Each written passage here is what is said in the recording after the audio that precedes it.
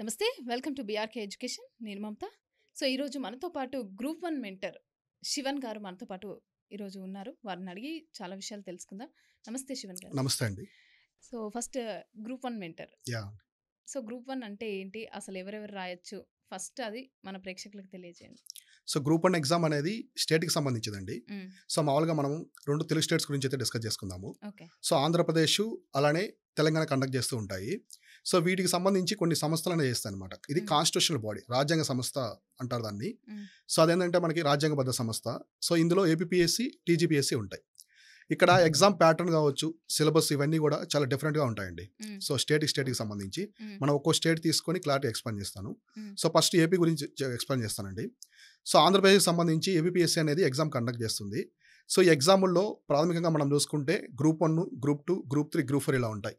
So వీటిల్లో group 1 అనేది highest post అనమాట. అంటే ప్రతిష్టాత్మక సర్వీసులు మొత్తం కూడా స్టేట్కి సంబంధించినవి గ్రూప్ 1లో కండక్ట్ చేస్తారు. సో ఎగ్జాంపుల్ మనం చూస్తే డిఎస్పీ కావచ్చు, డిప్యూటీ కలెక్టరు, సో ఇంకా మనకి చాలా ఆర్డీఓ అంటారు డిప్యూటీ కలెక్టర్ని కూడా.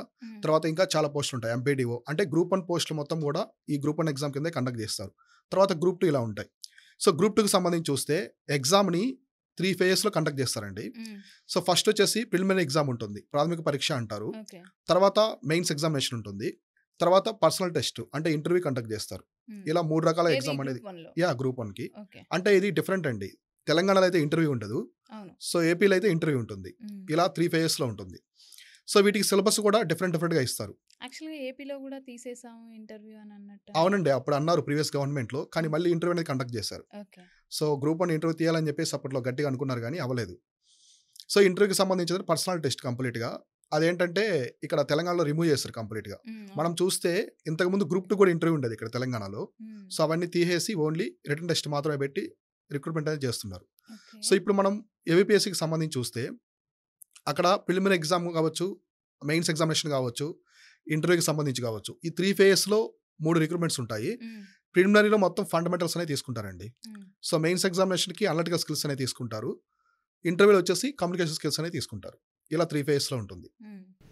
సో మనకి ఇప్పుడు ఇంటర్వ్యూ ఉంటే బెటర్ అంటారా, లేకుంటే బెటర్ అంటారా? సో ఇంటర్వ్యూ లేకపోవడం అనేది బెటరే అండి. ఇప్పుడు 3 పనులు చేయమన్నారు. ఇంటర్వ్యూలో చాలా యూజ్ ఉంటుందండి. ఇప్పుడు గ్రూప్ 1 అనేది చాలా పెద్ద సర్వీసెస్.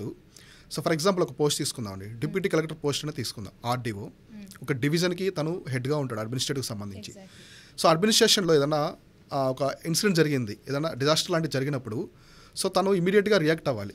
సో ఫస్ట్ అతను ఇమీడియట్గా తను కావచ్చు, డిఎస్పీ కావచ్చు, ఇమీడియట్గా రియాక్ట్ అయ్యి వాటికి సంబంధించిన విషయాలన్నీ కూడా అనలిటికల్గా చేయాలి మొత్తం. సో ఎటువంటి స్టెప్స్ తీసుకోవాలి, పీపుల్కి సంబంధించి కావచ్చు, ప్రాణ నష్టం కానీ ఆస్తి నష్టం ఇట్లాంటి ఏం లేకుండా చూడాలి. సో కాబట్టి ఇటువంటి స్కిల్స్ అనేవి ఎలా వస్తాయంటే ఈ ఎగ్జామినేషన్ అందుకే కండక్ట్ చేస్తారండి. సో మనకి ఇచ్చిన సిలబస్లో ఫస్ట్ ప్రిలిమినరీ ఎగ్జామ్లో ఫండమెంటల్స్ అనమాట, అంటే బేసిక్ థింగ్స్ కావచ్చు, మొత్తం ఒక ఓవర్వ్యూ అనేది తెలుస్తుంది.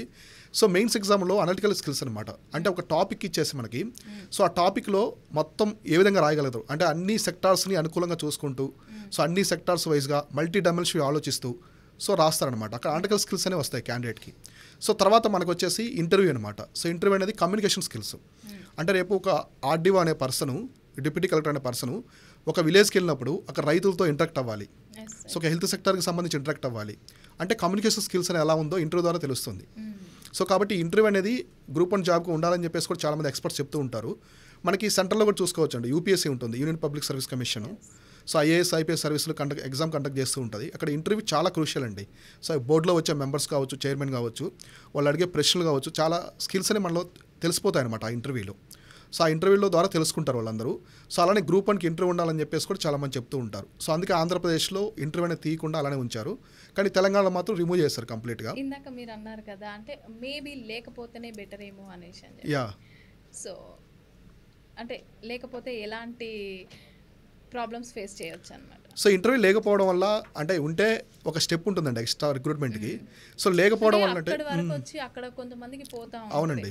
సో అంతవరకు వెళ్ళి లాస్ట్ వరకు వెళ్ళి ఒక చిన్న దగ్గర పోవడం అది డిసప్పాయింటే ఖచ్చితంగా. అవునండి, డిసప్పాయింట్గా ఉంటుంది. దానివల్ల ఏమైనా ప్రాబ్లం ఉండే అవకాశం ఉంది? అలా ఏముండదండి, ప్రాబ్లం ఏముండదు. ఇంటర్వ్యూ లేకపోవడం వల్ల బెనిఫిట్ అవుతారు మామూలుగా అయితే. సో ఇప్పుడు మెయిన్స్లోనే రిటర్న్ టెస్ట్లోనే క్వాలిఫై అయిపోయారు అనుకోండి, సర్టిఫికేట్ వెరిఫికేషన్ జరుగుతుంది, పోస్టింగ్కి వెళ్ళిపోతారు, సర్వీస్లోకి వెళ్ళిపోతారు. అంటే ఒక స్టెప్ అనేది తగ్గింది కదా ఇక్కడ. సో 3 పనుల్లో ఒక పని తగ్గిపోయింది. సో ఆబ్వియస్లీ ఆస్పిరెంట్కి అయితే ఇంటర్వ్యూ లేకపోవడం అనేది బెనిఫిట్. సో ఇంటర్వ్యూ ఉంటే ఆ సంస్థకి కండక్ట్ చేసే ఎగ్జామినేషన్కి వాళ్ళని కొంచెం ఫిల్టర్ చేయడానికి ఇంకా ఈజీగా అయిపోతుంది అనమాట. సో 1:2 రేషియోలో తీసుకొని ఫిల్టర్ చేస్తారు క్యాండిడేట్స్ని. అంటే it's based on the mains marks అనమాట. సో నేను అభ్యర్థులకు చెప్పేది అండి, మెయిన్గా మా మెంటర్షిప్లో కూడా అభ్యర్థులకు మెయిన్గా చెప్పేది మెయిన్స్లో ఎక్కువ స్కోర్ చేయాలి.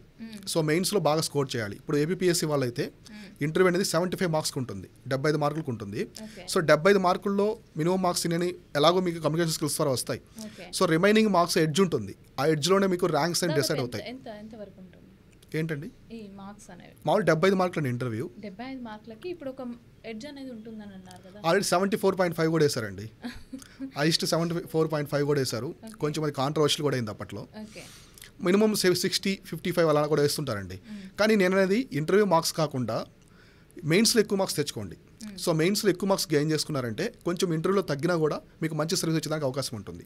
కాబట్టి ఇంటర్వ్యూలో నేను 75కి 75 తెచ్చుకుంటాను అనే టార్గెట్ కాకుండా కొంచెం మెయిన్స్లో ఎక్కువ స్కోర్ తెచ్చుకోవాలి అనే టార్గెట్ పెట్టుకోవడం బెస్ట్. అది ఎయిదర్ ఏపీఎస్సీ కావచ్చు, టీజీపీఎస్సీ వాళ్ళైనా, తెలంగాణ వాళ్ళైనా సరే మీకు ఇంటర్వ్యూ లేదు కాబట్టి మెయిన్స్ అనేది చివరి స్టెప్. కాబట్టి మీరు ఖచ్చితంగా మెయిన్స్లో ఇక్కడే స్కోర్ చేయాలి. ఆన్సర్ రైటింగ్ మీద వీటి మీద ఎక్కువ ఎఫర్ట్స్ పెట్టి మీరు స్కోరింగ్ అని చేశారంటే ఇక మీకు తిరుగుండదు ఆస్పిరెంట్స్ ఖచ్చితంగా. సో ఇలా ఫోకస్ చేయాలి. ఓకే, ఈ విధంగా ఫోకస్ చేస్తే మంచిగా ఉంటుందంటారు, సక్సెస్ అవ్వచ్చు. అవునండి, ముందుకు వరకు వెళ్ళొచ్చు. సో చూసారు కదా, గ్రూప్ 1కి సంబంధించి మెయిన్స్లో ఎక్కువ అంటే ఇంటర్వ్యూ కొన్ని స్టేట్స్లో ఉంది, కొన్ని స్టేట్స్లో అదే. మన దగ్గరకు వచ్చి చూసుకుంటే ఏపీలో ఉంది, తెలంగాణలో లేదు. సో మోస్ట్లీ మెయిన్స్లో మనకు ఎక్కువ మార్క్స్ అనేది మనం స్కోర్ చేస్తే ఇంటర్వ్యూ దగ్గర కొంచెం మనం సేఫ్ అవ్వచ్చు అనేది అయితే చెప్తున్నారు. సో ఒకసారి నేర్చుకునే వాళ్ళు, చేసేవాళ్ళు, ప్రిపేర్ అవుతున్న వాళ్ళంతా కూడా కొంచెం చూసుకొని చదువుకోండి. సో మంచి మ్యాటర్ అయితే మనకు తెలియజేశారు శివన్ గారు. సో చూడండి.